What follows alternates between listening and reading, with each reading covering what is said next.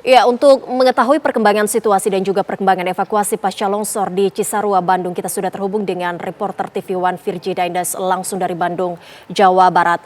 Selamat malam Virgi, bagaimana proses evakuasi di lokasi Anda mengabarkan saat ini? Ya, selamat malam Zega dan juga pemirsa. Benar sekali saat ini kami berada di posko pengungsian di Kabupaten Bandung Barat. Tepatnya ini adalah kantor desa yang disulap menjadi posko pengungsian sementara.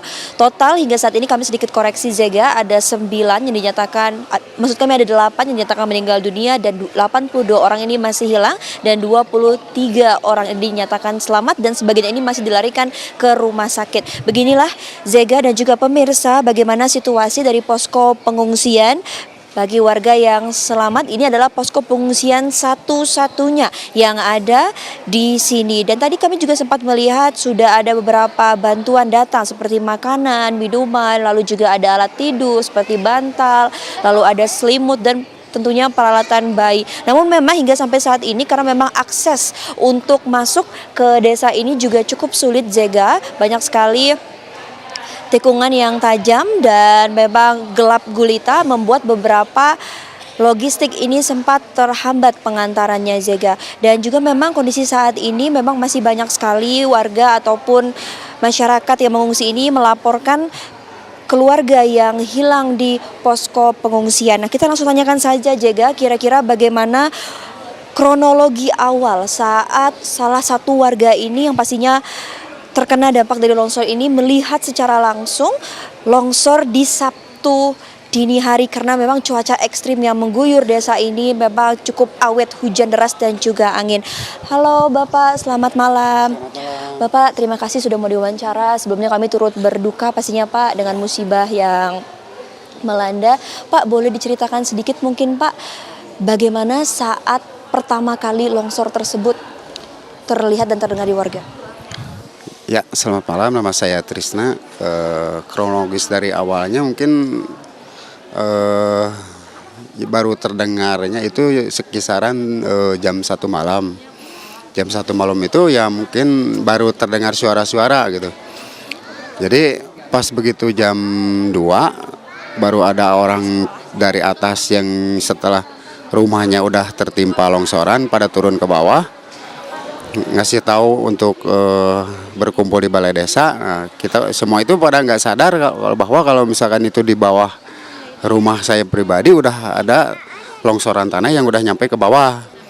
Nah, setelah itu ya semuanya yang mungkin orang namanya lagi pada tidur ya panik lah gitu, panik apa yang harus dilakukan lah kayak gitu. Jadi ininya semuanya pada tidak tahu apa yang terjadi. Soalnya nggak ada tanda-tanda ada longsoran gitu. Soalnya berbarengan dengan waktu itu hujan sama angin. Jadi orang nggak mengira ada longsor lah pokoknya. Yang terdengar suara angin, hujan, hujannya ada lumayan kenceng lah.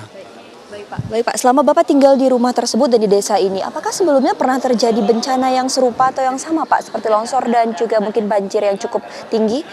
Sebelumnya dulu pernah ya mungkin antara 2 tahun 3 tahun ke belakang pernah terjadi seperti ini, tapi itu beda kampung. Beda kampung, cuma yang dulu itu nggak terlalu parah. Kalau dulu itu cuma air, nggak ada material lumpur atau batu, nggak ada. Kalau dulu korban jiwa pun juga kalau dulu sedikit, cuma 1 orang mungkin lah kalau dulu. Ini longsor yang pertama kali dan paling besar ya Pak yang terjadi selama Bapak tinggal di rumah dan di desa ini berarti? Ya betul, sekarang ini yang paling parah lah, paling parah dan paling banyak korban jiwa gitu lah. Kalau untuk logistik sendiri ini kan sudah mulai berdatangan seperti makanan juga selimut. Kira-kira kalau untuk logistik atau bahan makanan dan lain sebagainya apakah sudah cukup Pak sejauh ini? Untuk saat ini ya alhamdulillah, alhamdulillah cukup lah kalau ini. Kebutuhan apa yang dibutuhkan seperti obat-obatan, makanan ya alhamdulillah cukup gitu. Baik. Pak, kalau pertanyaan terakhir saya, apakah ini kan masih ada 82 orang yang dilaporkan hilang? Adakah rekan atau keluarga atau mungkin kerabat yang juga hilang, Pak? Kebetulan keluarga ada yang keluarga dari ibu yang saat ini belum ketemu gitu. Semuanya ya tertimbun lah sampai rata tanah gitu. Dan belum belum terdeteksi lah.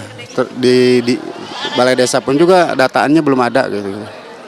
Bapak, terima kasih banyak dan kami pastinya sekali lagi ikut turut berduka dan semoga korban yang hilang cepat ditemukan ya Pak. Terima kasih banyak.